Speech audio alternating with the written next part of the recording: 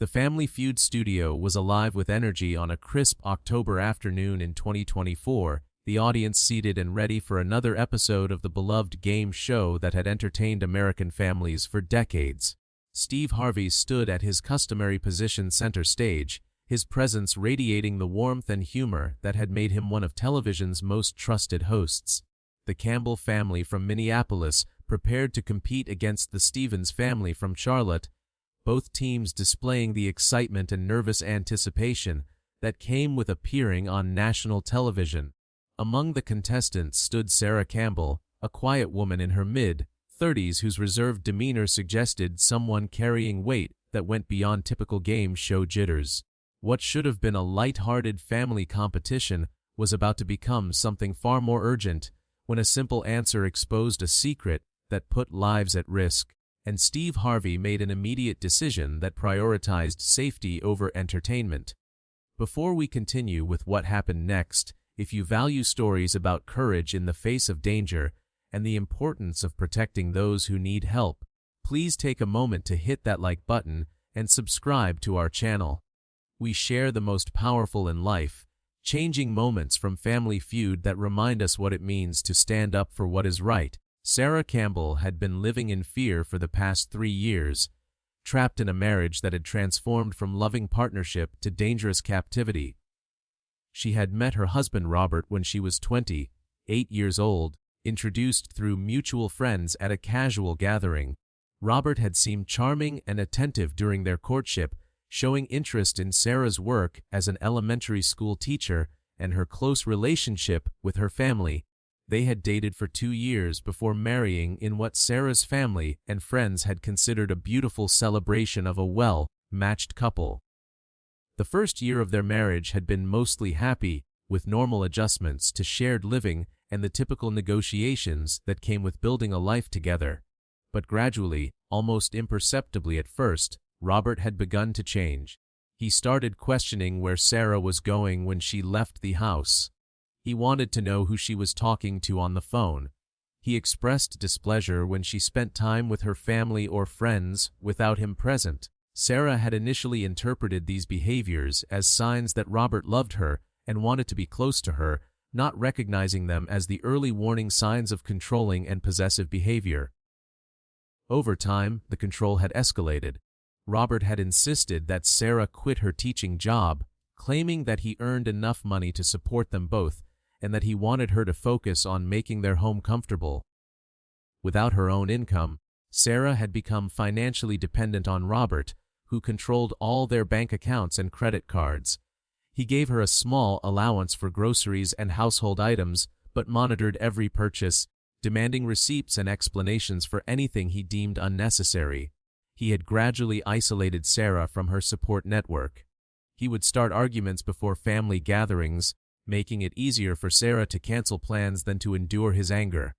He criticized her friends, pointing out flaws and suggesting they were bad influences. He monitored her phone and email, demanding passwords and becoming angry if she changed them. He installed tracking software on her devices so he could see her location at all times.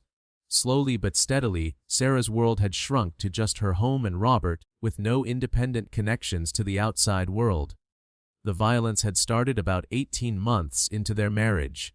The first time Robert had hit her, he had been drinking and had accused Sarah of flirting with a cashier at the grocery store. He had slapped her face and immediately apologized, crying and promising it would never happen again. He had blamed the alcohol and stress from work, swearing that he would get help and that Sarah was the most important person in his life. Sarah had been shocked and frightened. But she had also been raised with messages about marriage being forever and about standing by your partner through difficult times.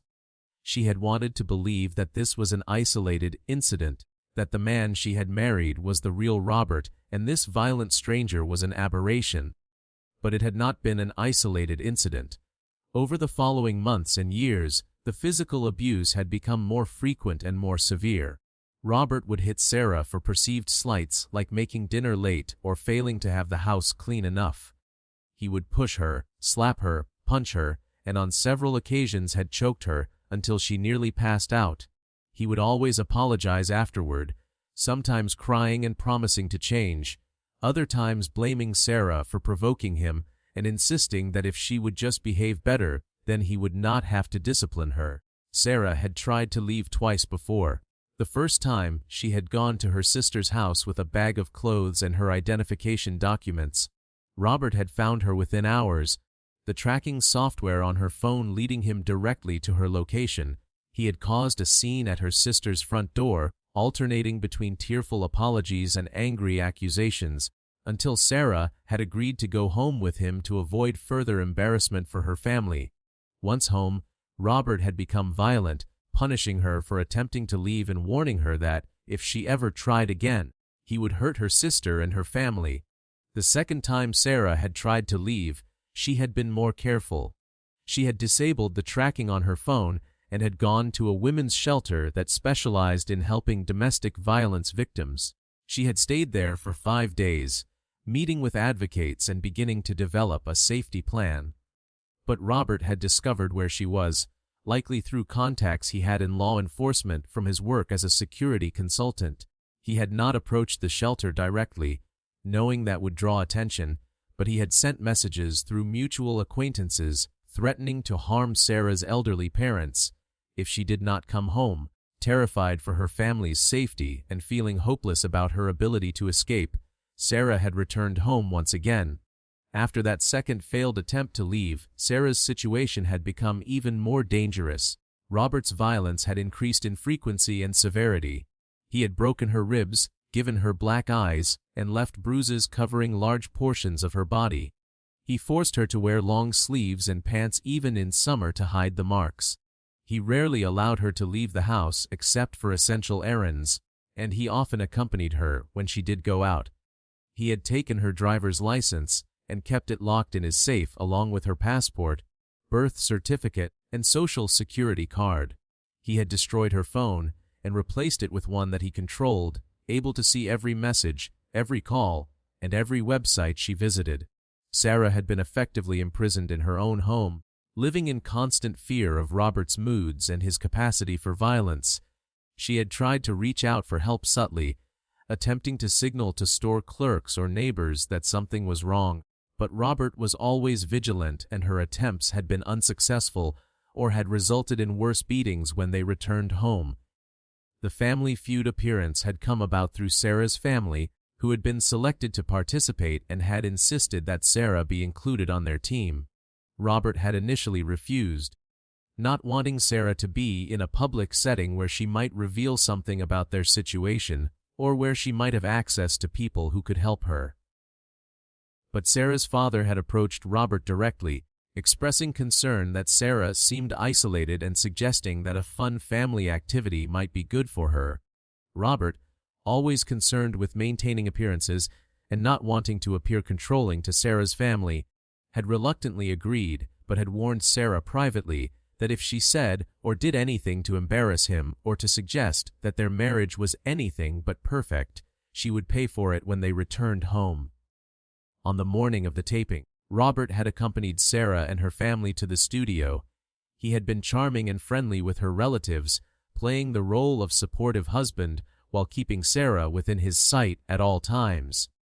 In the green room before filming, he had pulled her aside and quietly reminded her of his threats, his hand gripping her arm hard enough to leave marks that would be hidden beneath her long, sleeved shirt. Sarah had nodded mutely, terrified of what would happen if she made any mistake during the taping. The game had proceeded through several rounds with both families answering questions and accumulating points. Sarah had remained quiet, answering when it was her turn but offering minimal responses and avoiding eye contact with anyone, including her own family members. Her relatives had noticed her unusual withdrawal but had attributed it to nervousness about being on television rather than recognizing it as the fear response of someone living under threat. Then came a question that would change everything. Steve Harvey read from his card with his characteristic enthusiasm. Name something you would do if you won $1 million tomorrow. It was a light-hearted question designed to elicit answers like travel, buy a house, quit your job, or pay off debt. The Campbell family had control of the board, and Sarah's turn had come. She approached the podium slowly, her movements careful and controlled in the way of someone who had learned to make themselves small and unthreatening. Steve repeated the question for her with a warm smile. Name something you would do if you won $1 million tomorrow. For just a moment, something shifted in Sarah's expression. Perhaps it was the hypothetical freedom that $1 million represented.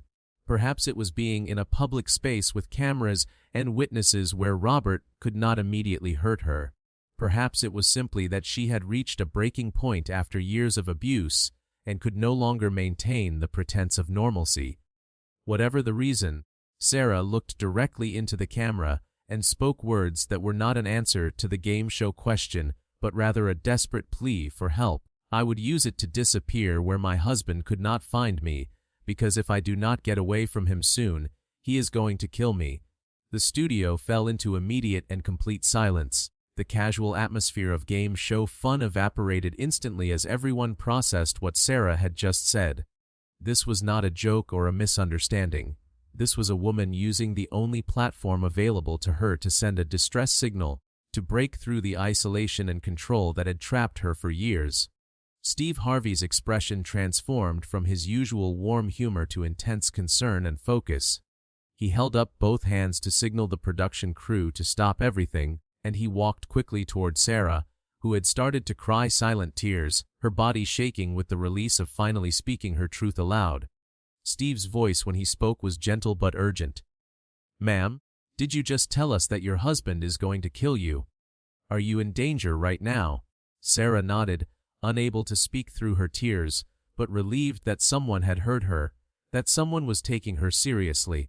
Steve turned to look at the audience and at the other contestants, his eyes scanning until they landed on Robert, who had gone pale and tense in his seat, clearly recognizing that his control over Sarah had just been broken in the most public way possible. Steve made an immediate decision, his voice clear and authoritative. We are stopping this taping right now. Security, I need you to escort that man out of the building immediately. He pointed at Robert, making it clear who needed to be removed. We need police here now. This woman has just disclosed that she is in imminent danger from her husband, and we are going to make sure she is safe. The security team moved quickly to approach Robert, who initially tried to argue and make excuses. He called out to Sarah, his voice taking on the persuasive tone he used when manipulating her. Sarah, honey, you are not feeling well, you are confused, let me take you home so you can rest. But Steve Harvey stepped between Robert and Sarah, physically blocking any approach. Sir, you are not going anywhere near her. You are going to leave this building right now, and the police are going to be called to investigate what she has disclosed. If what she says is true, and I believe it is based on her fear and your reaction, then you are a danger to her, and you need to be removed from her presence immediately. Robert's facade of the charming, concerned husband began to crack. His expression hardened, and he started to move toward the stage, perhaps to try to reach Sarah and silence her, or to intimidate her into retracting her statement. But the security team intercepted him, several large men forming a barrier and beginning to escort him forcibly toward the exit despite his protests and threats. Sarah had collapsed to her knees on the stage, sobbing with a mixture of relief and terror. Relief that she had finally told someone what was happening, that she was no longer alone in carrying this terrible secret. Terror about what would happen next, about Robert's fury when he realized she had exposed him, about whether she would actually be safe or whether this moment of hope would turn into even worse danger. Steve knelt beside Sarah, his large frame somehow projecting both strength and gentleness. His voice was soft but filled with conviction. Mom, you are safe right now. You are surrounded by people who are going to protect you. Your husband is being removed from this building, and we are going to get you help. You do not have to go back to him. You do not have to face him alone. You were incredibly brave to speak up, and now we are going to make sure that bravery leads to actual safety, not just this moment but ongoing protection. Sarah's family members had rushed to the stage, her sister and mother wrapping their arms around her while her father and brother stood nearby looking stunned and guilty. Her sister was crying, whispering apologies. We did not know. Sarah, we did not know it was this bad. Why did you not tell us? Sarah managed to speak through her tears, her voice hoarse and broken. "He said he would hurt you. He said he would hurt Mom and Dad. He has been watching me all the time. I could not get help without him knowing. I thought maybe here, with cameras and people, maybe someone would help me." Steve stood and addressed the production crew and the audience with the gravity the situation demanded. "Ladies and gentlemen, what we just witnessed was not entertainment.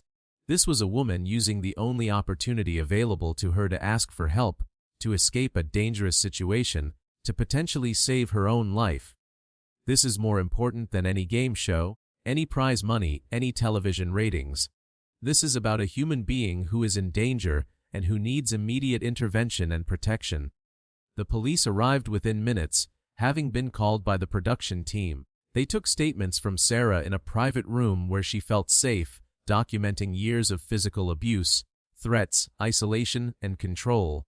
She showed them photographs on her phone that she had secretly taken of some of her injuries, evidence she had been quietly collecting in case she ever had an opportunity to escape. She provided names of friends and acquaintances who might have witnessed Robert's controlling behavior, even if they had not known about the violence. She described his threats against her family and her previous failed attempts to leave.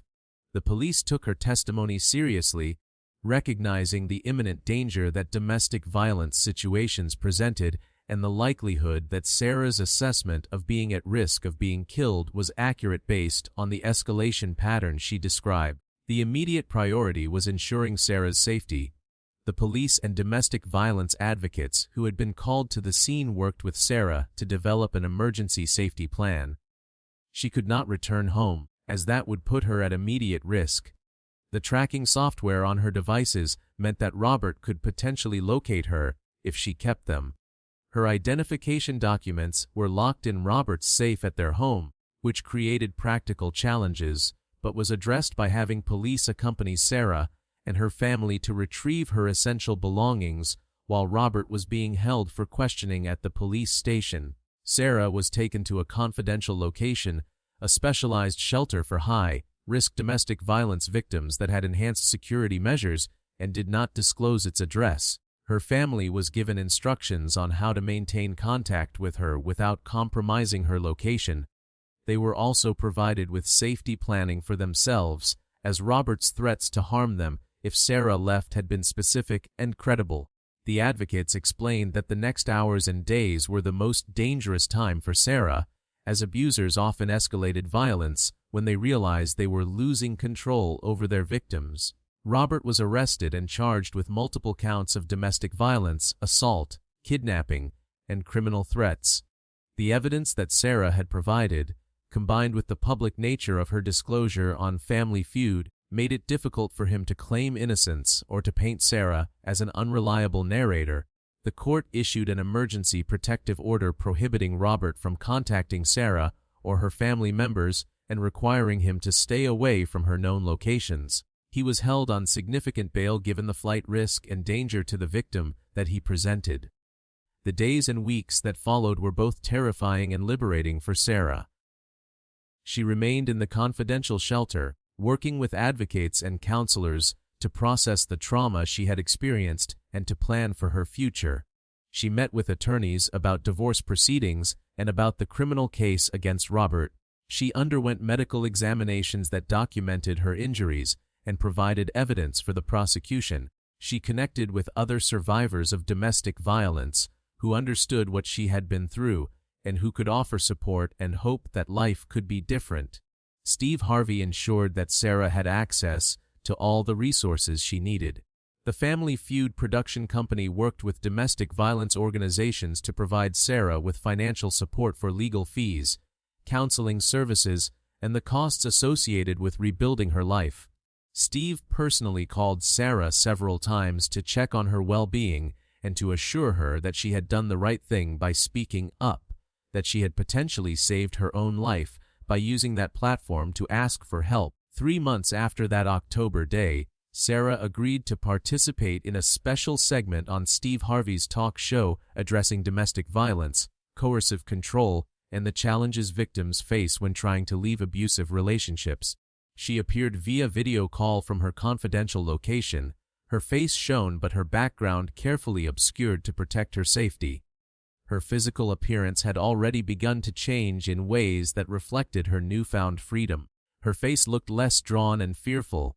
Her eyes, though still carrying the weight of trauma, showed hints of hope and determination that had been absent before. When Steve asked her how she was doing and what had happened since that day at Family Feud, Sarah's response was thoughtful and honest. She explained that leaving had been the hardest and most frightening thing she had ever done, but it had also been necessary for her survival. She talked about the ongoing fear she felt, knowing that Robert was extremely angry about being exposed and arrested, and that even with the protective order and the criminal charges, she had to remain vigilant about her safety.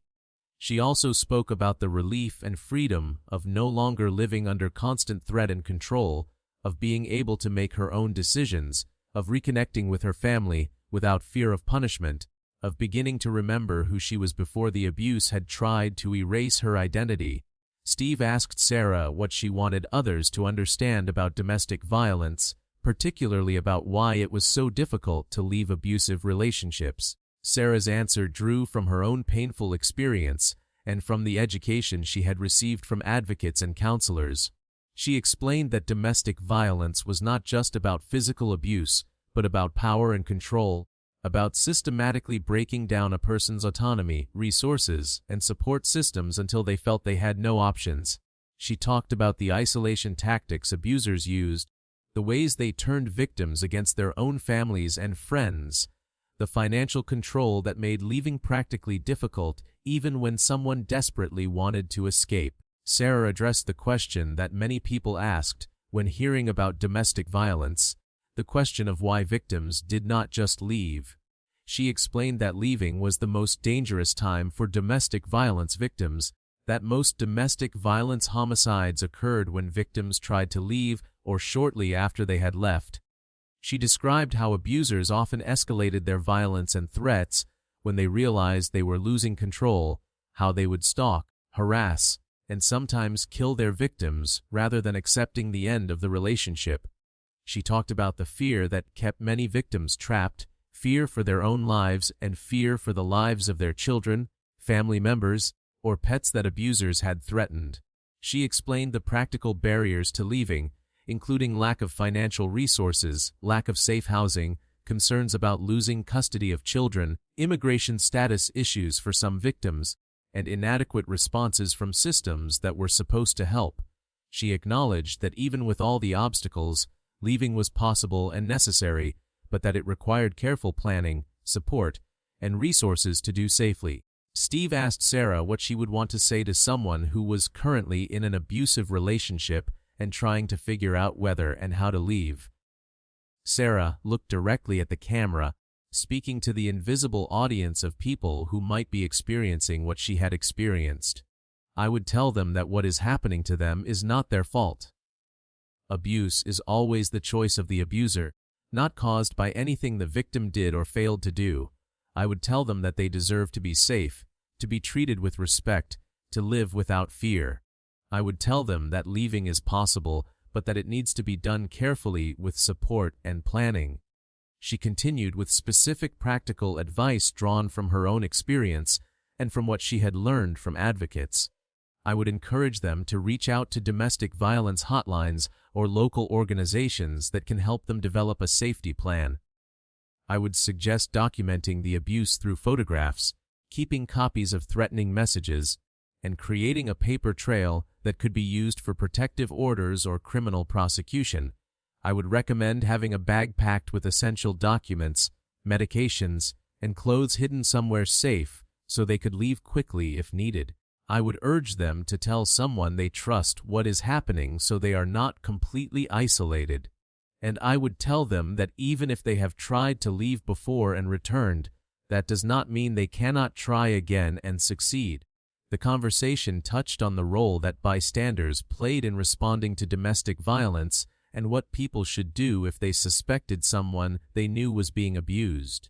Sarah explained that friends and family members often felt helpless or were unsure how to help without making things worse.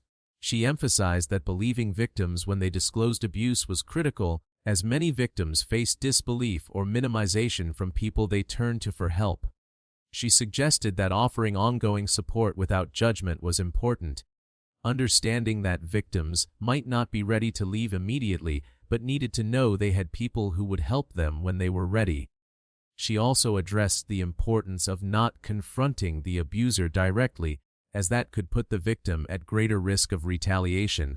Steve brought expert guests into the conversation, including a domestic violence advocate and a law enforcement officer who specialized in domestic violence cases. They provided additional context about the prevalence of domestic violence, the warning signs that relationships were becoming abusive, and the resources available to help victims escape and rebuild their lives. They discussed the importance of survivors having access to economic resources, safe housing, legal assistance, and long-term counseling to address the trauma of abuse. They talked about the need for stronger laws and better enforcement to hold abusers accountable and to protect victims. The response to Sarah's appearance was overwhelming. Domestic violence hotlines reported significant increases in calls in the days following the episode, with many callers specifically mentioning Sarah's story as the catalyst that gave them courage to seek help. Women's shelters across the country contacted Steve Harvey's team to thank them for using their platform to address domestic violence in such a direct and supportive way. Thousands of survivors reached out to share their own stories, expressing gratitude that someone had spoken publicly about the realities of abuse and the challenges of leaving. 6 months after that October day, Sarah had made remarkable progress in rebuilding her life. Robert had been convicted on multiple charges and was serving a prison sentence that provided Sarah with several years of safety, during which she could establish her independence and heal from the trauma. She had finalized her divorce and had legally changed her name to make it more difficult for Robert to locate her when he was eventually released. She had moved to a new city where she had no previous connections, creating geographic distance between herself and her former life. Sarah had returned to teaching, finding employment at an elementary school where she could use her skills and passion for education while also earning her own income and rebuilding her financial independence. She had reconnected with her family, who visited her regularly and who had educated themselves about domestic violence so they could be better support for her ongoing healing. She had continued therapy to address the post-traumatic stress, anxiety, and trust issues that resulted from years of abuse. She had joined a support group for domestic violence survivors where she found community with others who understood what she had been through. Sarah had also become involved in advocacy work, speaking at domestic violence awareness events and training sessions when she felt emotionally ready to do so. She shared her story to help educate others about the realities of abuse and to encourage victims that escape was possible. She worked with local organizations to develop resources specifically for victims who were trying to leave high-risk situations. She found meaning and purpose in using her experience to help others, transforming her pain into action that could potentially save lives. Steve Harvey remained connected to Sarah, checking in periodically and celebrating her milestones as she rebuilt her life. He spoke frequently in interviews about that October day at Family Feud, describing it as one of the most important moments in his television career. He emphasized that stopping the show had been an obvious decision, that a woman's life was infinitely more important than any entertainment programming, and that he was grateful Sarah had felt able to use that platform to ask for help. He encouraged other television programs and public platforms to be alert for signs that someone might be in danger and to prioritize human safety over production concerns. The legacy of that day at Family Feud extended far beyond Sarah's individual rescue. The incident prompted discussions about how entertainment programs could serve as potential intervention points for people in crisis, leading to the development of protocols for recognizing and responding to disclosures of danger or abuse. The story raised awareness about coercive control and the non-physical aspects of domestic violence that were often less recognized than physical abuse, but were equally damaging and dangerous. Before we conclude this important story, if you believe that protecting people from violence is everyone's responsibility and that we must listen and respond when someone asks for help, please take a moment to hit that like button and subscribe to our channel. We share stories that can save lives and that remind us of our obligation to stand up for those who are in danger. Years after that October day, Sarah reflected on how a single moment of courage on a game show stage had changed the trajectory of her life. She acknowledged that speaking up had been terrifying, that she had not known whether anyone would believe her or help her, or whether exposing Robert publicly would make her situation even more dangerous. But she also recognized that staying silent had been slowly killing her, that Robert's violence had been escalating, and that her assessment that he would eventually kill her had likely been accurate. Using the Family Feud platform to disclose her danger had saved her life. She often said that she was grateful to Steve Harvey for his immediate response, for believing her without hesitation, for taking her seriously and mobilizing help, rather than dismissing her disclosure as drama or attention-seeking. His actions in those critical moments had communicated that her life mattered, that her safety was important, and that speaking up had been the right choice. Those messages had been essential in helping Sarah maintain her courage through the difficult process of leaving and rebuilding. The story of what happened when Steve Harvey stopped Family Feud because a contestant revealed a dangerous secret became a powerful example of how public platforms could serve as lifelines for people in crisis. It demonstrated that entertainment and human welfare were not mutually exclusive, that sometimes the most valuable thing a television show could do was recognize when real life interrupted scripted programming and respond with appropriate seriousness and support. It served as a reminder that domestic violence happened in all types of families and communities, that victims were often isolated and unable to seek help through conventional channels, and that bystanders had a responsibility to listen and respond when someone disclosed danger. Sarah's message remained consistent over the years. Domestic violence was about power and control, not anger or conflict. Victims were not responsible for the abuse inflicted on them, and leaving was not a sign of failure, but rather an act of self-preservation and courage. Support systems needed to believe victims, provide practical help, and understand that the process of leaving and healing took time and resources. And most importantly, anyone experiencing abuse deserved to know that they were not alone, that help was available, and that a life free from violence was possible even when it seemed impossible from inside the abuse. That is the true story of what happened when a Family Feud contestant used the only platform available to her to reveal a dangerous secret that her husband was going to kill her, and Steve Harvey made the immediate decision to stop the show and mobilize help, demonstrating that sometimes the most important role entertainment can play is recognizing when it needs to step aside so that real human needs can be addressed with the urgency and seriousness they demand.